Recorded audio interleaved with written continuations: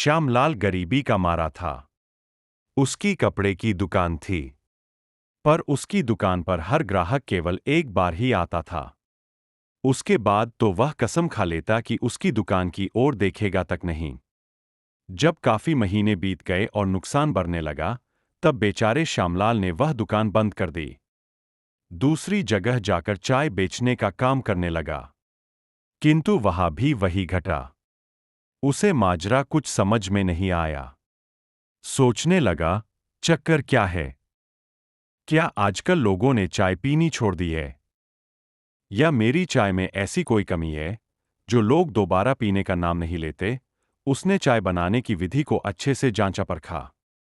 नए बर्तनों में चाय बनाने व देने लगा। दूध, चाय पत्ती, चीनी सब अच्छी क्वालिटी की इस्तेमाल करने लगा। पर ग्राहकों का रवैया वही रहा। तब उसके मन ने कहा, अरे, यह तो मेरे भाग्य का ही फेर है। जिस भी काम में हाथ डालता हूं, नफा कम नुकसान ज्यादा उठाना पड़ता है। मेरे साथ तो वही घट रहा है। हाथ लगाया हीरे को तो वह भी पत्थर हो गया। श्यामलाल ने फिर दुकान का सारा सामान समेटा, रिक्शा पर लादा और जा पहुंचा घर। पत्नी ने जैसे ही द्वार खोला तो उसकी आंखें फटी की फटी रह गईं। पर श्यामलाल के चेहरे के हाव भाव ऐसे थे कि उसकी कुछ पूछने की हिम्मत नहीं हुई। श्यामलाल ने सारा सामान एक तरफ रखा और लाल लाल आंखों से पत्नी को घूरा। फिर बोला, कुछ खाने पीने को भी दोगी या यूं ही ताकती रहोगी? यह सुनकर पत्नी भी खींच गई। सोचने लगी, नवाब साहब खाने की फरमाइश तो ऐसे कर रहे हैं जैसे 56 प्रकार के व्यंजनों की सामग्री से घर भर रखा हो, पर समय अनुकूल न जानकर वह हर बार की तरह चुप रह गई। जो भी घर में उपलब्ध था, थाली में परोसकर उसके आगे रख दिया। श्यामलाल की जैसे ही उदर पूर्ति हुई, मानो उसके सोचने की शक्ति लौट आई। पत्नी से कहने लगा, भाग्यवान, मैंने कपड़ा बेचकर देख लिया, चाय का काम भी कर लिया। इन सब में कोई मुनाफा नहीं हुआ।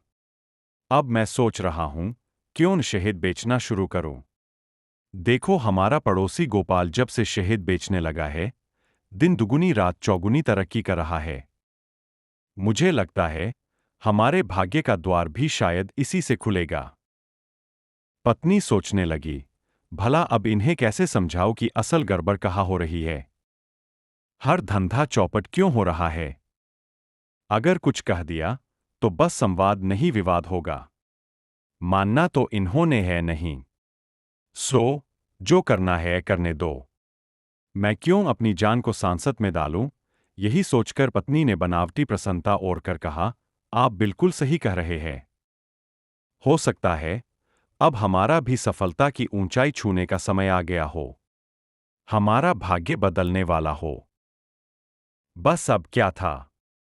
अगली ही सुबह श्यामलाल ने पड़ोसी से एक मटका शहद उधार पर लिया। फिर उसे लेकर निकल पड़ा बेचने के लिए। लेकिन पूरे दिन में उसे एक भी खरीदार नहीं मिला। श्यामलाल थका हुआ घर लौटा। पत्नी ने पूछा, कैसा रहा आज का दिन?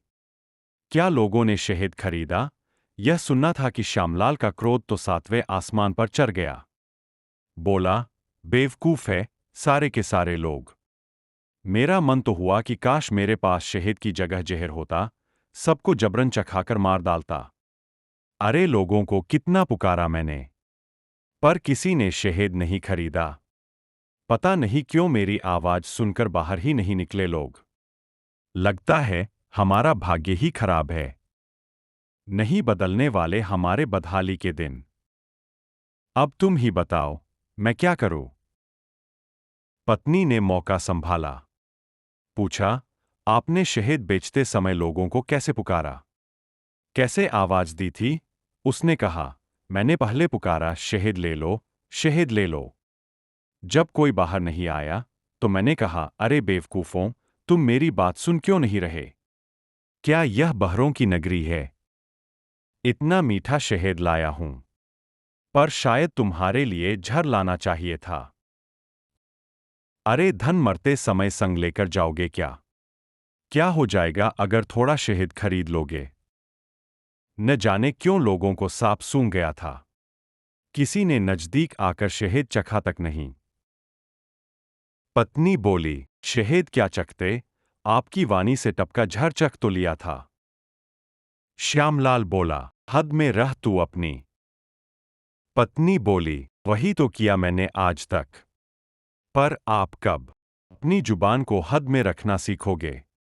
आज तक आप मुझसे कहते रहे कि हमारा भाग्य ही खराब है, इसलिए हमारी माली हालत सुधर नहीं सकती। परंतु सच तो यह है कि हमारा भाग्य खराब नहीं है, बल्कि आपकी वाणी खराब है।